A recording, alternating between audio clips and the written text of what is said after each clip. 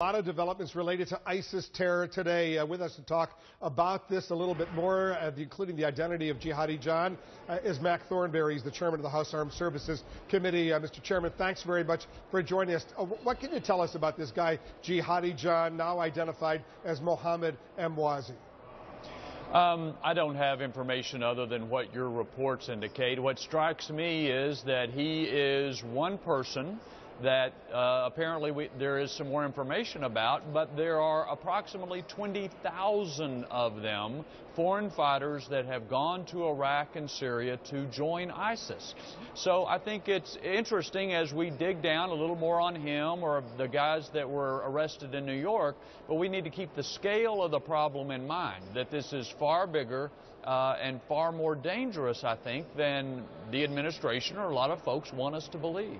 Based on what you know, Mr. Chairman, Mohammed Emwazi, we've seen him on videotape with the knife actually beheading Americans and others. Obviously, he's a very dangerous terrorist out there. But these three guys arrested, two of them in New York, one of them in Florida, are they serious terrorists or just a bunch of losers?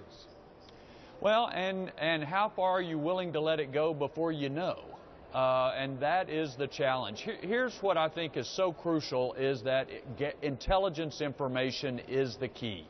And I worry that we have, through leaks and voluntarily tying our own hands, have less information about terrorist threats, whether they are coming from Al-Qaeda, ISIS, or homegrown varieties. We have less information now than we had just 5 years ago. And yet, as we've just been talking, this threat is expanding and growing in many ways. And so that is one of the key issues, I think, that we need to be careful about tying our own hands any further in the collecting of information that can help us distinguish the losers from the serious terrorists. I know there have been major U.S. airstrikes over Iraq and Syria, coalition-led airstrikes, and there are these reports out there now that the U.S. is searching for the leader of ISIS, Abu Bakr al-Baghdadi. Maybe they're also searching for this Jihadi John, as he's called, Mohammed Emwazi, as we've now identified him. Do you know, and you're the chairman of the Armed Services Committee in the House, whether or not these airstrikes are specifically targeting these kinds of ISIS leaders? Well, if we have specific information about a leader, obviously they are targeted. But there are other targets as well.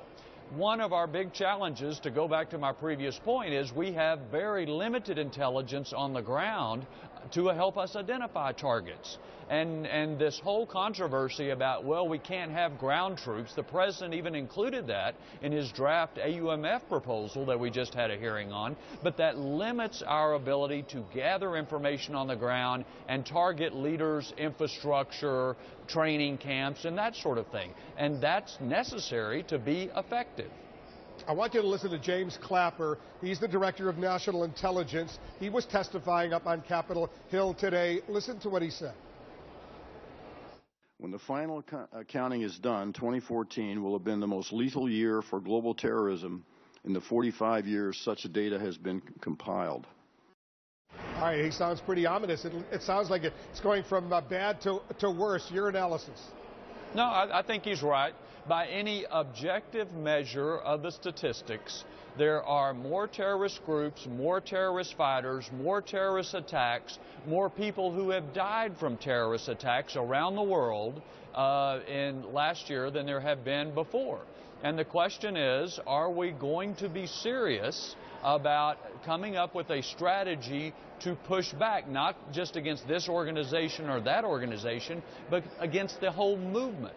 And that was a consistent theme in the hearing we just had on the AUMF, that it's not just the legal authority to take military action, you have to have a real strategy that will be effective against this movement. So far, we don't have one. AUMF is the use of the authorization for the use of military force that's now under consideration in the United States Congress. Mr. Chairman, thanks very much for joining us. Yes, sir. Thanks for having me. Mac Thornberry is the chairman of the House Armed Services Committee.